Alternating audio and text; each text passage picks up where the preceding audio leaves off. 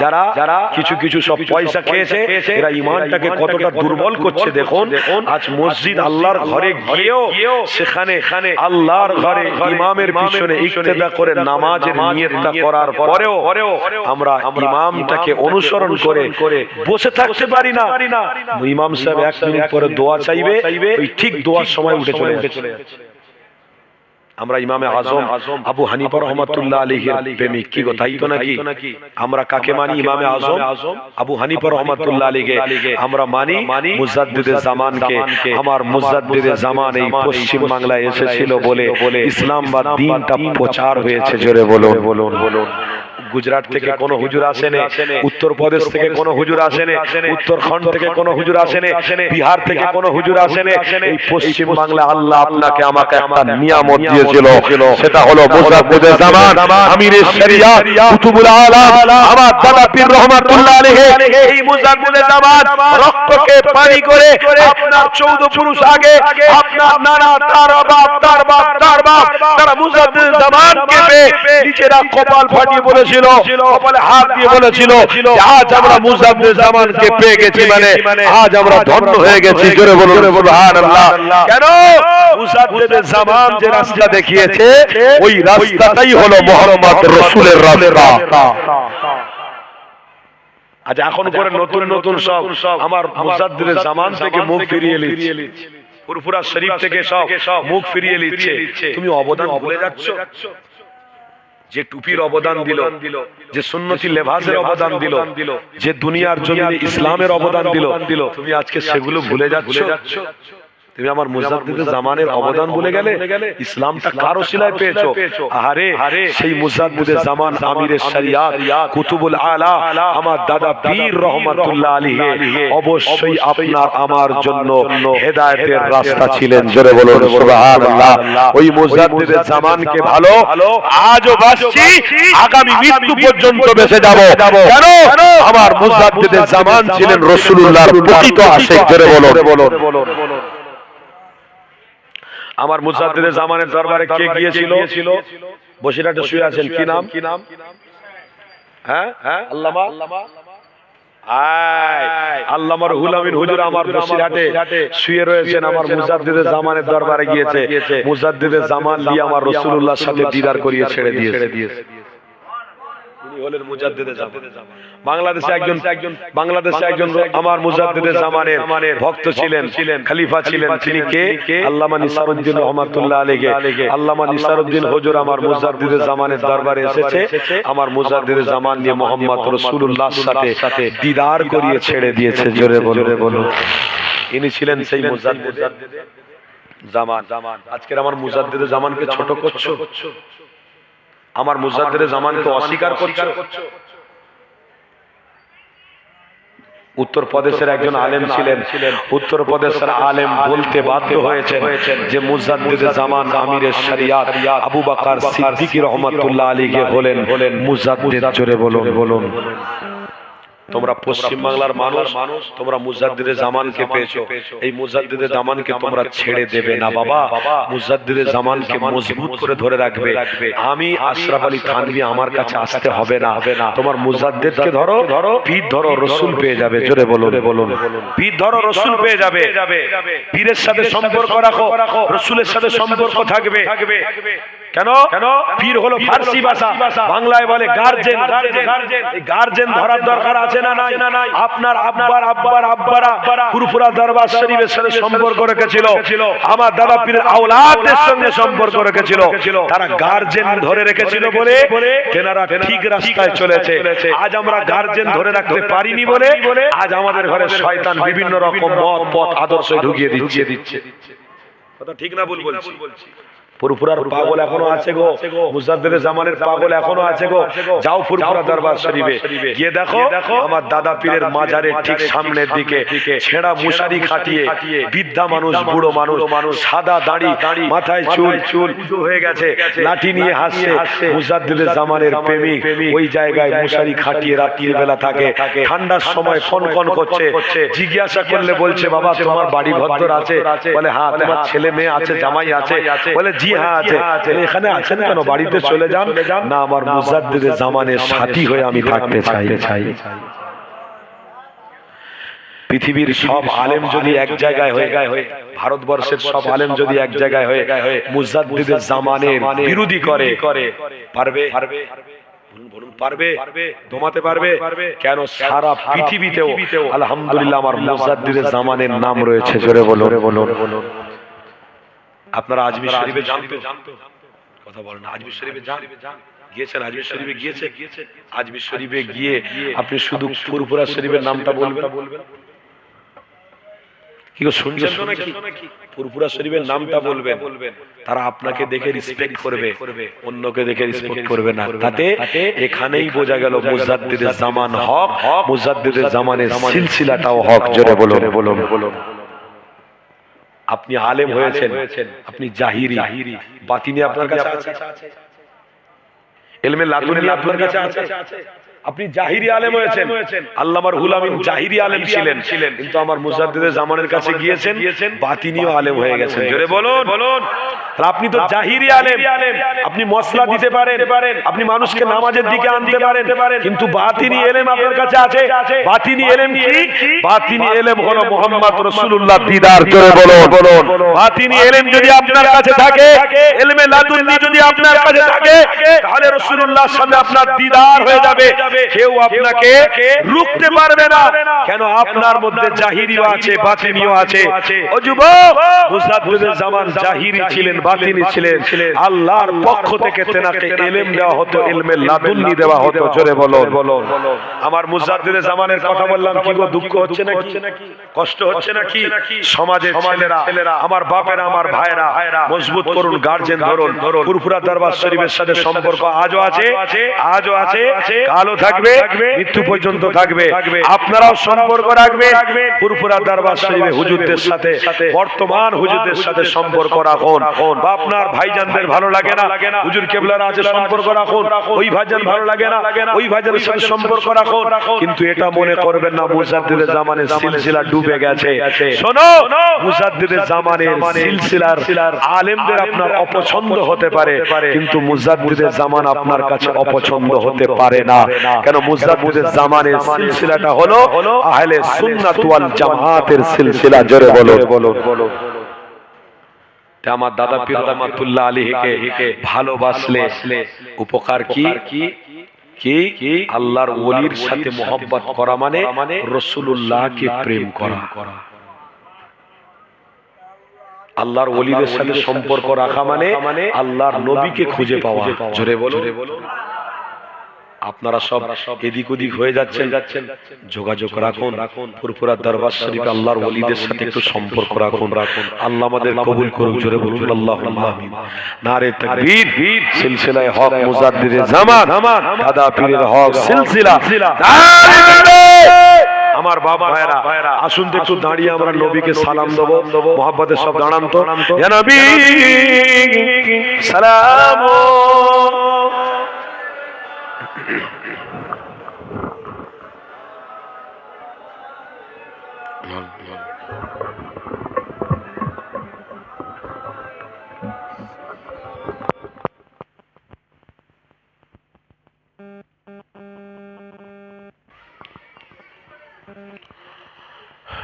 বলুন সকলে আলহামদুলিল্লাহ। আপনারা পিছনের বাবাজিরা বলুন আলহামদুলিল্লাহ। পিছনে বলুন আলহামদুলিল্লাহ। সুস্থ শরীরে ইমানি মাহফিলে আল্লাহ হাজির করিয়ে আমার নবীকে সালাম দেওয়ার জন্য আমরা দাঁড়াতেও পেরেছি। বলুন আলহামদুলিল্লাহ। আচ্ছা, আমরা যে দাঁড়িয়েছি আমাদের কোনো অসুবিধা আছে নাকি? যদি কারোর প্রশ্ন থাকে, হুজুর সবকিছু ঠিক ছিল, এই দাঁড়ানোকে আমি অপছন্দ করি। যুবক, দাঁড়ানোকে আপনি অপছন্দ করলে মুজাদ্দিদে জামানকে অপছন্দ করা হবে। কেন? মুজাদ্দিদে জামান দাঁড়িয়ে সালাম পড়েছে। আর এখন যে আলেম সব বলছে মুজাদ্দিদে জামানের থেকে তাহলে বড় আলেম, আল্লামা হুজুরের থেকে বড় আলেম। এরা যে বলছে তাহলে মুজাদ্দিদে জামানের থেকে বড় আলেম। তিনি যে রাস্তায় চলেছে সেই ধুলোর মতন এরা ইলম শিক্ষা করতে পারেনি। কথা ঠিক না ভুল বলছি?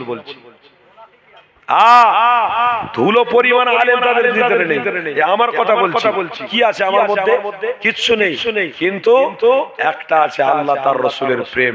এই প্রেমের জন্য হয়তো দ্বীন ইসলামের রাস্তায় আল্লাহ কবুল করেছে। জোরে বলুন।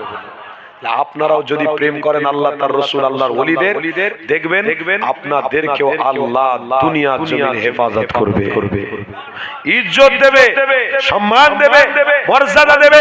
তবে মর্যাদার জায়গায় আপনাকে দাঁড়িয়ে থাকতে হবে। মর্যাদার জায়গা, সম্মানের জায়গায় যদি আপনি থাকতে পারেন, আল্লাহর পক্ষ থেকে সম্মান আসবে, মদদ আসবে, সাহায্য আসবে। আর যদি সম্মানের জায়গা আপনি না থাকতে পারেন, তাহলে ইজ্জতও পাবেন না, সম্মানও পাবেন না, সব শেষ হয়ে যাবে। ইজ্জত পেতে গেলে ইজ্জত দিতে হয়। কথা বুঝছেন তো? শুধু আলেম বলে চেল্লালে হয় না। আমি একজন বিশাল বড় আলেম, এটা প্রকাশ, এটা বলার দরকার হয় না। মানুষের সামনে গিয়ে দাঁড়াবেন, মানুষই বলে দেবে এটা আল্লাহ পাকের প্রিয় বান্দা। জোরে বলুন। এটা মানুষ স্বীকার করে নেবে না হাক্কানি আলেম, না এ ভালো আলেম। কেন? আল্লাহ তার রসুলের প্রেম থাকার জন্য। তাই মুজাদ্দিদের জামানের থেকে বড় আলেম সেজে বসানো ব্যক্তিকে দাঁড়াতে মানা করছে, তোমরা বসে থাকো। আর দাঁড়ানো ব্যক্তিকে বলছে বসে পড়ো। শুনছেন তো নাকি? দাঁড়ানো ব্যক্তিকে বলছে বসে পড়ো। কারোর অধিকার আছে দাঁড়ানো ব্যক্তিকে বসানো? কারোর অধিকার আছে? কারোর অধিকার নেই। আপনি দাঁড়িয়েছেন আল্লাহর রসুলের প্রেমে, আল্লাহর রসুলের ভালোবাসায়। আপনাকে বসাচ্ছে তারা কেন? তাদের কোনো অধিকার আছে? আপনি ফরজ নামাজ পড়েন, অধিকার আছে। সুন্নত নামাজ পড়েন, অধিকার আছে। নফল নামাজ পড়েন, অধিকার আছে। সালাতুল হাজাতের নামাজ পড়েন, অধিকার আছে। এই আমল থেকে আপনাকে বিরত রাখার অধিকার কারোর আছে? তাহলে আমরা দাঁড়িয়েছি, এটাও আমরা মনে করি আমার মুজাদ্দিদের জামানের দেখানো রাস্তা, আল্লাহর রসুল কে প্রেম করার একটা রাস্তা। তাই আমরা দাঁড়িয়েছি বরকতের জন্য। নারে তাকবীর। কিতাবের কথা বলে দিই, আখবারুল আখিয়ার কিতাব। এই কিতাবের মধ্যে আব্দুল হক মুহাদ্দিস দেহলভী রাহমাতুল্লাহ আলাইহি তেনার কিতাবটা আমি দেখছিলাম, লেখা রয়েছে যে আমি দাঁড়িয়ে প্রেমের সঙ্গে ভালোবাসার সাথে আমি আমার রাসূলকে সালাম জানিয়েছি। জোরে বলুন। আব্দুল হক মুহাদ্দিস দেহলভীর থেকে বড় আলেম নয়। আরেকটা কিতাব পড়ছিলাম, আশরাফ আলী থানভী রাহমাতুল্লাহ আলাইহির কিতাব মজলিসে হাকিমুল উম্মাহ 231 নম্বর পৃষ্ঠার মধ্যে লেখা আছে, আশরাফ আলী থানভী রাহমাতুল্লাহ আলাইহি তিনি বলছেন দাঁড়িয়ে সালাম আমিও পড়েছি। জোরে বলুন। আর এই আশরাফ আলী থানভী রাহমাতুল্লাহ আলাইহির পীরের নাম কি? কাসেম নানভী রাহমাতুল্লাহ আলাইহির পীরের নাম কি? বলতে পারবেন? হাজী ইমদাদুল্লাহ মুহাজির মাক্কি রাহমাতুল্লাহ আলাইহি তিনিও দাঁড়িয়ে সালাম পড়েছেন। জোরে বলুন। আমার বাপেরা দাঁড়িয়ে দু চার কথা বললাম, কি গো বিয়াদবি নিলেন নাকি? কষ্ট পেলেন নাকি? আব্বা শোনেন, হাজী ইমদাদুল্লাহ মুহাজির মাক্কি রাহমাতুল্লাহ আলাইহি কত মুরিদ ছেড়ে দিয়েছিল। তার ভিতরে আশরাফ আলী থানভী, তার ভিতরে কাসেম নানভী, ইনিও তেনার মুরিদ। পীর দাঁড়িয়ে সালাম পড়েছে, মুরিদরাও দাঁড়িয়ে সালাম পড়েছে। তাই মুজাদ্দিদ দাঁড়িয়ে সালাম পড়েছে, মুজাদ্দিদের ভক্তরাও দাঁড়িয়ে সালাম পড়ছে। আমরা সালাম পড়ছি, আগামীতে আমরা পড়ে যাব। বলুন ইনশাআল্লাহ। জোরে বলুন ইনশাআল্লাহ। আসেন আমরা ভক্তি করে ভালোবাসার সাথে আমার নবীকে প্রেম করে আমরা একটু সালাম পড়ি। ইয়া নবী সালাম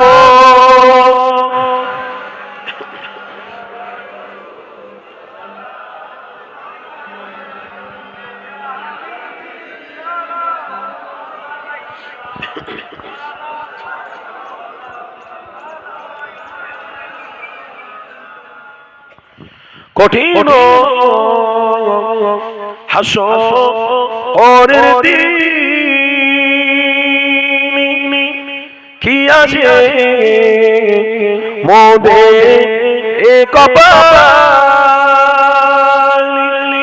গুনাহগার উম্মত হাত আপনার লইবেন সঙ্গে মাহশরে। ইয়া নবী সালাম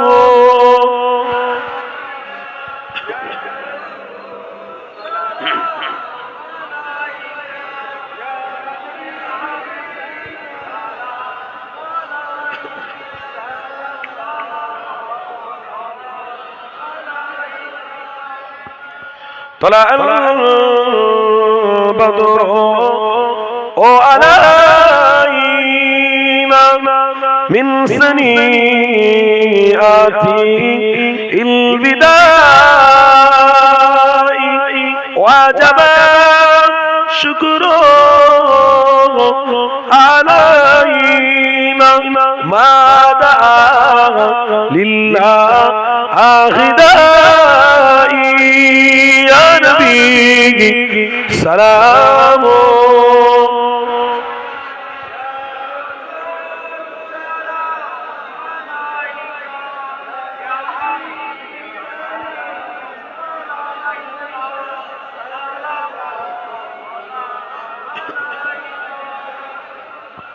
या नबी नमो ओ प्यारा या रसूल नमो ओ प्यारा अर्श पर हक ने ए फुकारा सच पे गो बर गए ए हमारा या नबी सलाम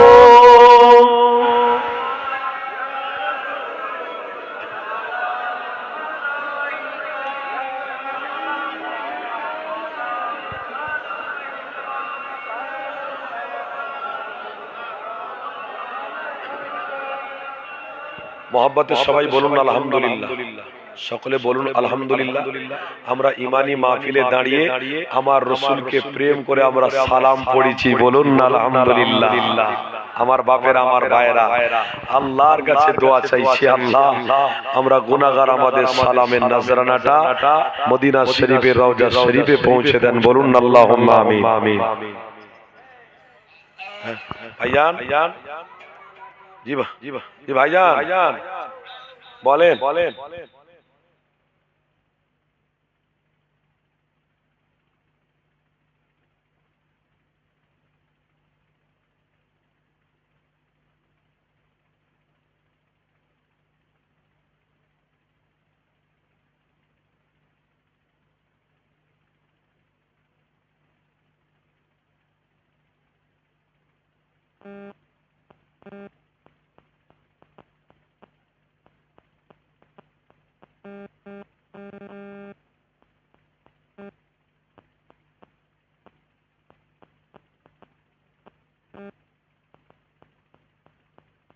तकबीर नारे तकबीर औलादे मुजद्दिद ज़मान औलादे मुजद्दिद ज़मान नारे तकबीर সকলে বসে পড়ুন মহব্বতে কেউ ওঠাউঠি করবেন না আমার ভাইজান এক্ষুনি আসবেন আর মহব্বতে বসে পড়ুন দরুদ শরীফ আল্লাহুম্মা সাল্লি আলা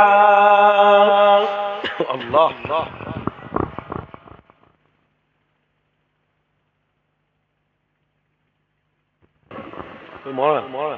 কোথায় বাড়ি আল্লাহ তুমি দেখা করোনি আমার সাথে হ্যাঁ জিকির লা ইলাহা কি হলো ওঠাউঠি করবেন না বাপ বিশৃঙ্খল হয়ে যাবে যারা রাস্তায় দাঁড়িয়ে আছেন বারবার বলছে এই ছেলেরা বাবা তোমরা দাঁড়িয়ে আছো আরে মাহফিলের রহমত বর্ষণ হচ্ছে এখানে বসতে পারো না কেন তোমরা বাইরে দাঁড়িয়ে আছো কি দরকার আছে কুয়াশা খাবে ঠান্ডা লাগতে পারে ইমানি মাহফিল হচ্ছে এখানে রহমতের ছায়া আছে বসে পড়ো আল্লাহ আল্লাহ করো নবী নবী করো আল্লাহ চাইলে maaf করে দেবে এত সুন্দর জায়গা পেও আমরা লাঞ্ছিত অপমানিত এসো বসো দরুদ শরীফ আল্লাহুম্মা সাল্লি আলা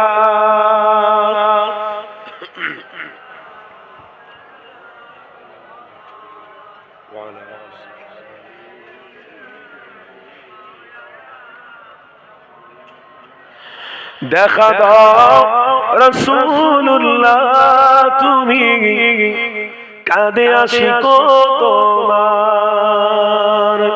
আছো শুয়ে মদিনায় তুমি ডেকে নাও রওজা তোমার ছেড়ে বলুন না সুবহানাল্লাহ দেখে নাও রওজা তোমার রাসূলুল্লাহ কি হবে উপায় আমার রাসূলুল্লাহ কি হবে উপায় আমার দেখা দাও রাসূলুল্লাহ তুমি কাঁদে আশিক তোমার আছো শুয়ে মদিনায় তুমি দেখে নাও রওজা তোমার আল্লাহুম্মা সাল্লি আলা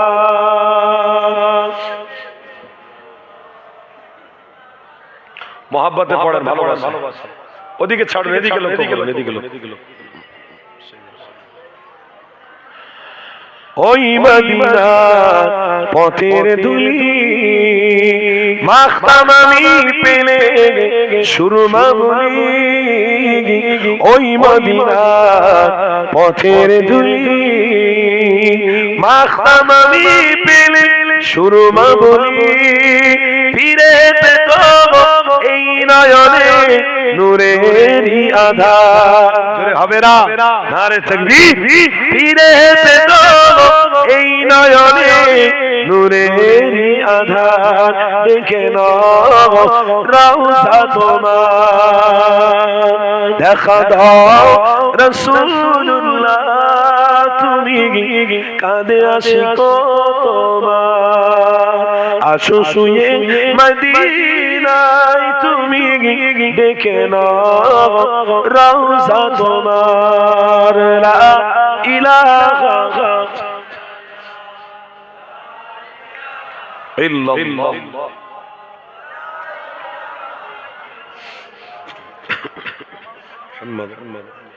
মরণের চিঠি যখন আসবে তোমার মরণের চিঠি যখন আসবে তোমার কালিমার তালকিন দিও বারে বার প্রাণ জুড়ে দেখব চেহারা তোমার দেখে নাও রওজা তোমার দেখে নাও রওজা তোমার রাসূলুল্লাহ কি হবে উপায় আমার রাসূলুল্লাহ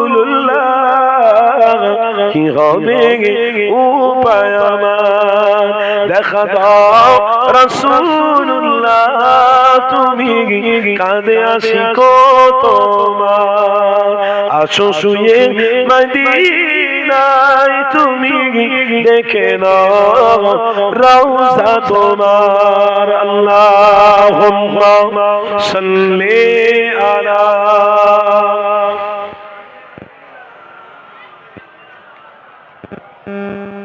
মুহাম্মদ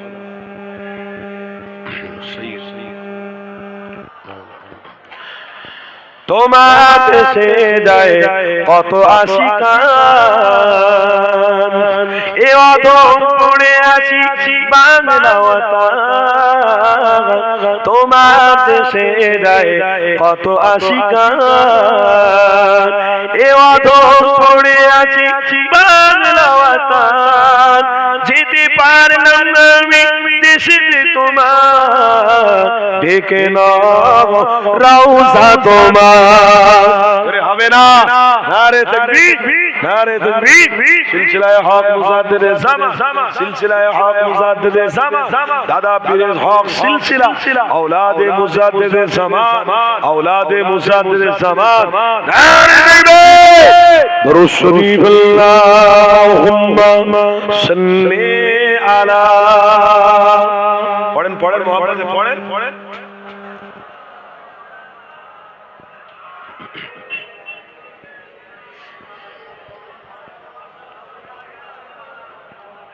কি গো আমার বাপ ভাইরা শুনছেন তো সব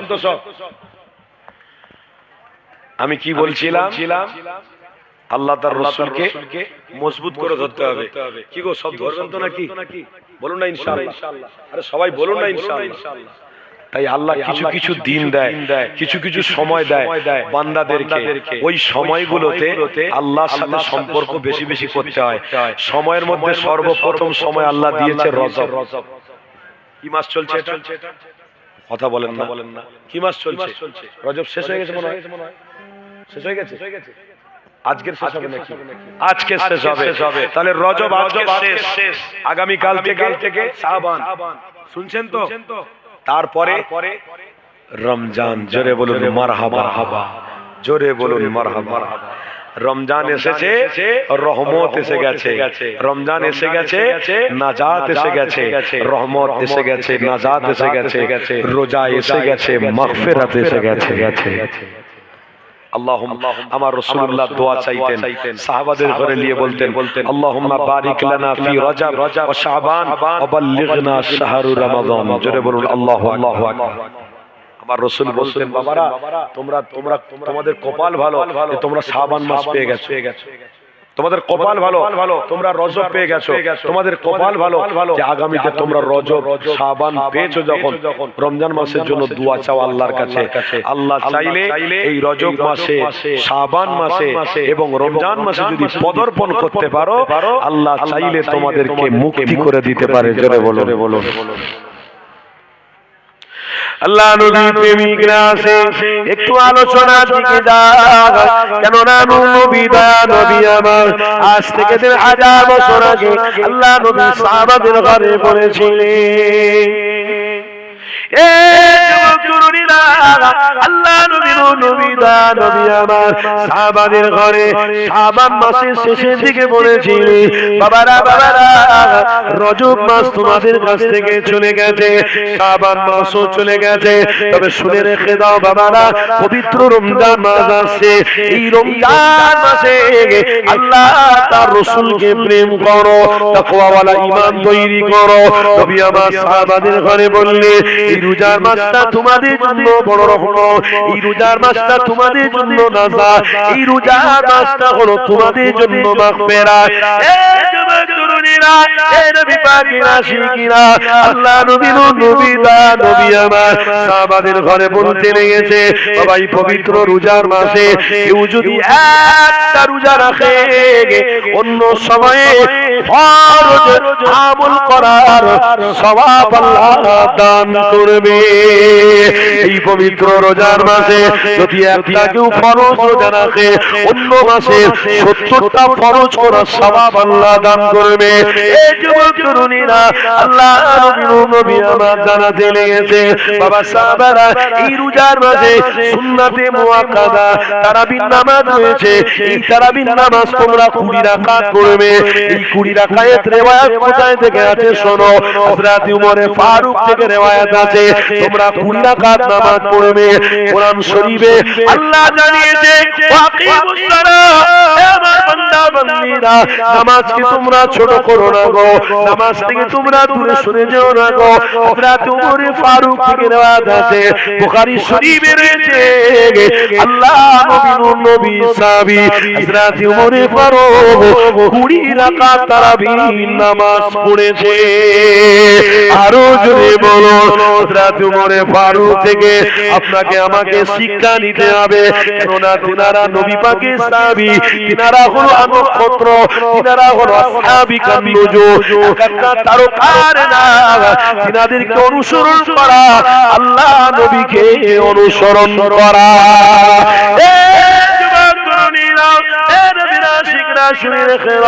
নবী আমার বলতে লেগেছে, বাবা সাহাবারা তোমরা নফল নামাজ যদি, তোমরা নফল আমল যদি এই পবিত্র রমজান মাসে করো, তাহলে অন্য সময়ে ফরজ যে আমল করলে সওয়াব হয়, ওই ফরজের সওয়াব এই নফল নামাজ আমল করলে পেয়ে যাবে। এই যুবক তরুণীরা, রোজাটা তোমার আমার জন্য অনেক বড় নিয়ামত। আজ এই পবিত্র রোজা পাওয়ার পরেও যদি আমরা রোজার মাসে না রোজা রাখি, যদি আমরা রোজার মাসে অন্যদেরকে গীবত করি, চুগলি করি, যদি রোজার মাসে অন্যদের সাথে আমরা গীবত চুগলিয়ে ব্যস্ত থাকি, এই পবিত্র রোজার মাসে রোজা রেখে আবার কেউ রোজাকে ভঙ্গ করে দিই রোজার মাসে আবার কেউ নারীর চেহারা দেখতে ব্যস্ত থাকে পবিত্র রোজার মাস রোজা রেখে মসজিদে নামাজ পড়ে বেরিয়ে একে অপরের চুগলখড়ি করতে থাকে এই যুবকেরা তরুণেরা আল্লাহ পাকের পবিত্র কোরআন বলছে খবরদার তোমরা চুগলখড়ি করো না নবীর হাদিস শরীফের মধ্যে রয়েছে খবরদার তোমরা চুগলখড়ি করো না পরনিন্দা পরচর্চা করো না কেননা নবী বলছে যদি তোমরা পরনিন্দা পরচর্চা করো ওমান সাতারা মুসলিমান সাতারাল্লাহু ফিদ দুনিয়া ওয়াল আখিরাহ কিতাবের মধ্যে রয়েছে যদি তোমরা অপরের চুগলি করো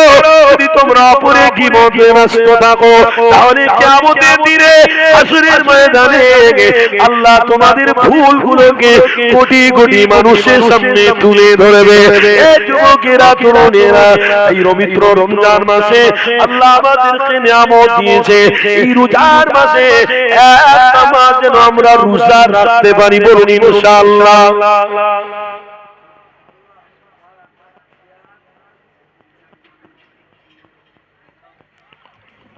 কি গো রোজার মাস সামনে আছে রোজা লেখে পরনিন্দা করব না তাহলে আপনার রোজার কি লাভ হলো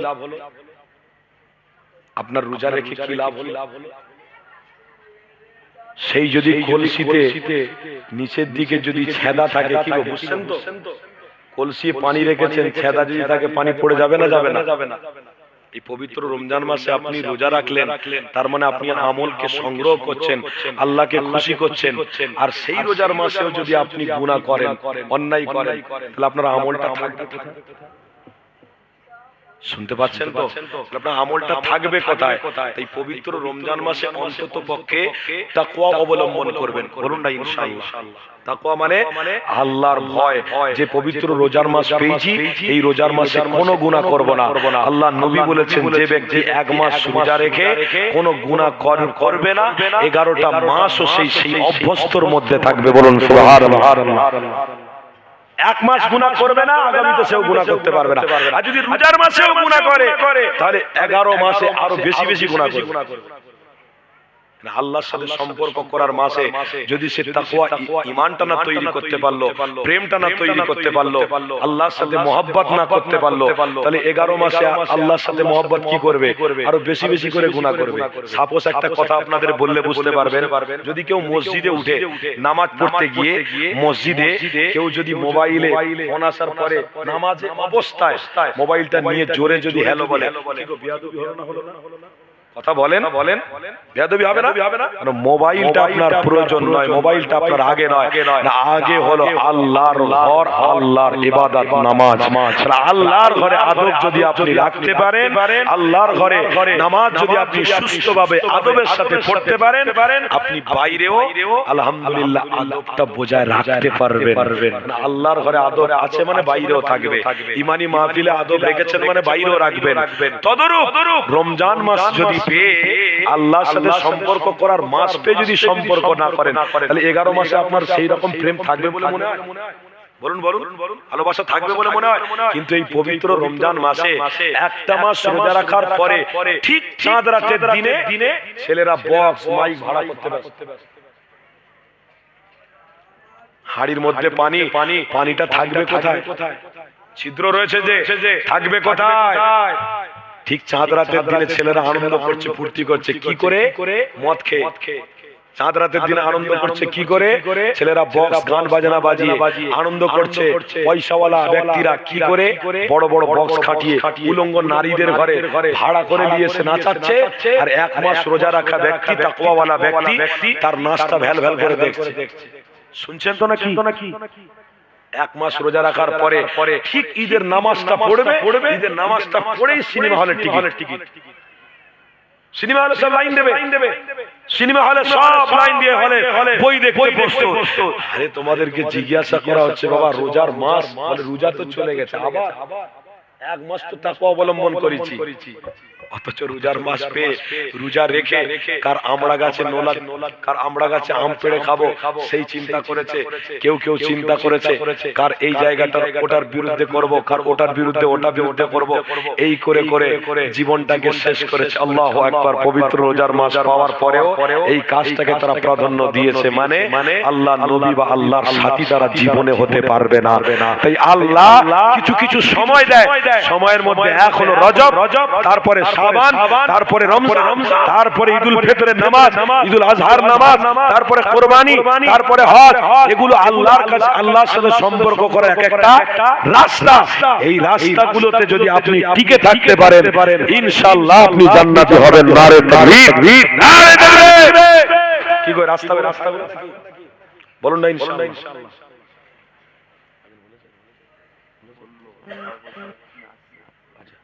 বাপেরা তাহলে শাবান মাসে আমরা রমজান মাসের গুরুত্ব একটু বুঝে নিলাম। এবার আসুন শাবান মাস। শাবান মাসে একটা আমল রয়েছে না নেই? কি গো বলেন কত তারিখ? শাবান মাসের 15 তারিখ। শুনছেন তো আমার কথা? শাবানের 15 তারিখ লাইলাতুন নিসফু মিন শাবান। এই শাবান মাসের 15 তারিখটা হলো আল্লাহর কাছে বড় গুরুত্বপূর্ণ। জোরে বলুন। আপনারা জানেন না? তাহলে শুনে নিন। আমি হাদিস পড়তে পড়তে দেখছিলাম এই শাবান মাসটা হলো এক বছরে আপনি কি গুনাহ করেছেন, কি নেকি করেছেন, সব নেকি গুনার এক বছরের সব কিছু আমার আল্লাহর কাছে এই শাবান মাসের 15 তারিখে হিসাব হয়। যেমন একটা দোকানদার ধার দেয়, তারপরে বছরের পরে হালকাতা করে না, এই শাবান মাসের 15 তারিখটা হলো হালকাতা, মুমিনদের হালকাতা। আর এই কথা যখন এলো একটুখানি আপনাদের ঘরে বলে দিন, কেননা শাবান মাস আপনার আমার জন্য বড় নিয়ামতপূর্ণ মাস। রোজার আগে শাবান মাস, এই শাবান মাসেতে আল্লাহ নবী আমার বেশি বেশি রোজা রাখতেন। এই শাবান মাসেতে আমার রাসূলুল্লাহ নফল রোজা বেশি বেশি করে রাখতেন। এই যুবক তরুণীরা, আম্মা আয়েশা থেকে riwayat হয়েছে এই শাবান মাসেতে আল্লাহ নবী রোজা রাখতে। সাহাবারা জিজ্ঞাসা করতে, ইয়া রাসূলুল্লাহ হাবিবাল্লাহ, এই শাবান মাসে কেন এত বেশি বেশি আপনি রোজা রাখেন? আল্লাহ নবী সাহাবাদেরকে বলেছিলেন, বাবা সাহাবারা, এই শাবান মাসের 15 তারিখ লাইলাতুন নিসফু মিন শাবান যাকে বলা হয়, যেটাকে শবে বেরাত বলে থাকি, যেটাকে লাইলাতুল বরাত বলে থাকি, এই লাইলাতুল বরাত কিছুদিনের পরে আসবে। আল্লাহ নবী আমার বলছে, বিবি আয়েশা রে, এই লাইলাতুল বরাতের দিনে আল্লাহর কাছে সমস্ত ইবাদতগুলো জমা করা হয়। আল্লাহ পাকের দরবারে হিসাব হয়, বান্দা কতদিন বেঁচে থাকবে, বান্দা কোথায় থেকে রিজিক পাবে, বান্দা কতদিন দুনিয়ার জমিনে থাকবে। এই লাইলাতুল নিসফু মিন শাবান, শাবান মাসের 15 তারিখে আল্লাহ দরবারে হিসাব হয়। এই যুবকেরা তরুণীরা, তিরমিজি শরীফের হাদিসের কথা আমার মনে পড়ে গেল। আল্লাহ নবী দয়া নবী আমার এই শাবান মাসেতে 15 তারিখে আল্লাহ নবী আমার মসজিদে নববী শরীফ থেকে বেরিয়ে জান্নাতুল বাকিতে আল্লাহ নবী আমার দাঁড়িয়ে আল্লাহর কাছে দোয়া চাইতে লেগেছে। কোথায়? জান্নাতুল বাকিতে। জান্নাতুল বাকি হলো কবরস্থান। ওই কবরস্থানে দাঁড়িয়ে আল্লাহ নবী আমার আল্লাহর কাছে ফরিয়াদ করতে লেগেছে, দোয়া চাইতে লেগেছে। হযরত বিবি আয়েশা আল্লাহ নবীকে খুঁজে পাচ্ছেন না, বিছানার মধ্যে না। আমার রাসূলুল্লাহর বিবি আমাদের আম্মা জান আমার রাসূলুল্লাহকে খুঁজতে বের হয়েছে। কোথায় গেল নবী, কোথায় গেল খুঁজে পাওয়া যায় না। আম্মা জান আয়েশা খুঁজতে হঠাৎ করে দেখতে পেলেন আল্লাহ নবী আমার জান্নাতুল বাকি শরীফে তিনি মুনাজাত করতে লেগেছে। আল্লাহ নবী নজর পড়ে গেছে। বিবি আয়েশা চুপচাপ করে আস্তে আস্তে দরবারে এসে চুপচাপ ঘরের মধ্যে শুয়ে পড়েছে। আল্লাহ নবী আমার জিয়ারত করে বিবি আয়েশা ঘরে যখন প্রবেশ করলেন, ওই সময় আমার রাসূলুল্লাহ সালাম দিলেন। আমার নবী পাক বলতে লেগেছে, ওরে বিবি আয়েশা, আমি যখন জান্নাতুল বাকিতে গিয়েছিলাম, তুমি আমার পিছনে পিছনে কেন তুমি আমাকে ফলো করলে বলো? বিবি আয়েশা তখন বলেছিলেন, ইয়া রাসূলুল্লাহ হাবিবাল্লাহ, আমি জানি আমার কাছ থেকে অন্য কোথায় আপনি চলে যাচ্ছেন, আমার কাছ থেকে হয়তো অন্য কোন কাজে চলে যাচ্ছেন। আল্লাহ নবী বলতে লেগেছেন, বিবি আয়েশা রে, তুমি জানো না এটা শাবান মাসের 15 তারিখ। এই শাবান মাসের 15 তারিখে আল্লাহর কাছে সমস্ত বান্দাদের হিসাব হয়। আমি নবী পাক এই শাবান মাসের 15 তারিখে আমি রোজাটাও রেখেছি, আর কবরস্থানে গিয়ে আল্লাহ দরবারে দোয়া চেয়েছি। তার মানে আমার ভালো কাজটা আল্লাহর কাছে যাবে, আল্লাহ ভালো কাজের ওসিলাতে সমস্ত উম্মতের ঘরে নাজাত করে দেবে। আরো জোরে বলো, এই যুবকেরা তরুণেরা, আল্লাহ নবী চিন্তাধারা কেমন ছিল, আমার রাসূলুল্লাহ চেষ্টা কেমন ছিল। আরে নবী আমার এই শাবান মাসকে বড় গুরুত্ব দিয়েছিল। নবী আমার শাবান মাসের 15 তারিখে কবর জিয়ারত নিজে করেছিল। এই যুবক, আপনাদের গ্রামে সবাই মিলে এক হয়ে আপনারা কবরের সামনে দাঁড়িয়ে আল্লাহর কাছে জিয়ারত ফরিয়াদ করবে, আল্লাহর কাছে দোয়া চাইবে। এতে আপনারা বিরোধী করবেন না, এতে আপনারা নিজেরা মনোবিমূঢ় হবেন না, এতে আপনারা মারামারি করতে যাবেন না। কেননা হাদিস বলছি, হাদিস দেখাও পড়েছি, আমি নিজে দেখেছি, তিরমিজি শরীফের হাদিস। আল্লাহ নবী আমার নিজে জান্নাতুল বাকির জিয়ারত করেছে। তোমরা শাবান মাসের 15 তারিখে জিয়ারত করো, তার আগে তোমরা রোজা রাখো। আমার নবী রোজা রাখতে বলেছে কেন? আল্লাহর কাছে এই রোজাগুলো যদি শাবান মাসে আল্লাহর কাছে পৌঁছে যায়, তাহলে আমি রাসূলুল্লাহ আমার ভালো কাজ আল্লাহর কাছে পৌঁছাবে। এই যুবকেরা তরুণীরা, জীবনে অনেক অন্যায় করেছো, অনেক ভুল করেছো, অনেক বেয়াদবি করেছো। আপনাদের ঘরে মনে রাখতে হবে, আল্লাহ কিছু কিছু দিন দিয়েছে, কিছু কিছু রাত আপনাকে আমাকে দিয়েছে। এই রাত বা এই দিনেতে তোমরা একত্রিত হও, আল্লাহর কাছে সাহায্য দাও। কারণ হাদিসের মধ্যে রয়েছে, উদউনি আস্তাজিব লাকুম, যত বেশি বেশি আল্লাহর কাছে তোমরা দোয়া চাইবে, যত বেশি বেশি আল্লাহর কাছে তোমরা ফরিয়াদ করবে, আমার আল্লাহ তোমাদের ঘরে নাজাতের ফয়সালা করতে থাকবে। আরো জোরে।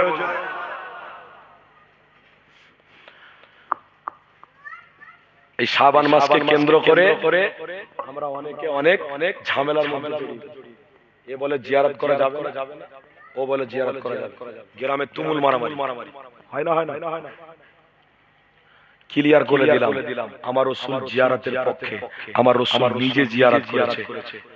আর জিয়ারতের নিয়মাবলী আছে। আল্লামা হুজুরের দরবারে যদি যান, নিয়মাবলী আছে, কিতাব আছে, নিয়ে নেবেন। আমার দাদা হুজুর পীর কেবলার ওসিয়তনামাটা পড়বেন। দাদা হুজুর পীর কেবলার ইতিহাসেও আছে কবর জিয়ারত করা যাবে, তবে কিছু কিছু সময় দিয়েছেন। কি সময়? যেমন শুক্রবার, বৃহস্পতিবার, শনিবার, সোমবার, মঙ্গলবার, এই সময় কবর জিয়ারত করাটাই হলো উত্তম। জোরে বলুন। আপনি বসিরহাটে যাবেন, বসিরহাটে আল্লামা হুজুরের যখন মাজারে ঢুকবেন, গিয়ে দেখবেন একটা সাইনবোর্ড লাগানো আছে। কি গো, দেখেছেন তো নাকি? সাইনবোর্ড লাগানো আছে। ওই সাইনবোর্ডে দেখবেন আল্লামা হুজুর নিজে বলে গেছেন, এই দিনে কবর জিয়ারত করা জায়েজ, কবর জিয়ারত করা ভালো এই দিনে। ও যুবক, তাই আপনাদেরকে বলছি, কবর জিয়ারত করবেন, উপকার হবে। কি উপকার? শুনছেন আমার কথা? কি উপকার? তাকবীর দেন। দাঁড়ান তো সবাই, দাঁড়ান। নারে তাকবীর, নারে তাকবীর। জামান দাদা পীরের হক সিলসিলা, নারে তাকবীর। আওলাদে মুসাদ্দিরে জামান, আওলাদে মুসাদ্দিরে জামান, আমাদের সকলের প্রিয় ভাইজান হুজুর কেবলা, নারে তাকবীর, নারে তাকবীর। সিলসিলায়ে হক মুসাদ্দিরে জামান, আওলাদে মুসাদ্দিরে জামান, নারে তাকবীর। জনাব হযরতুল আল্লামা পীরজাদা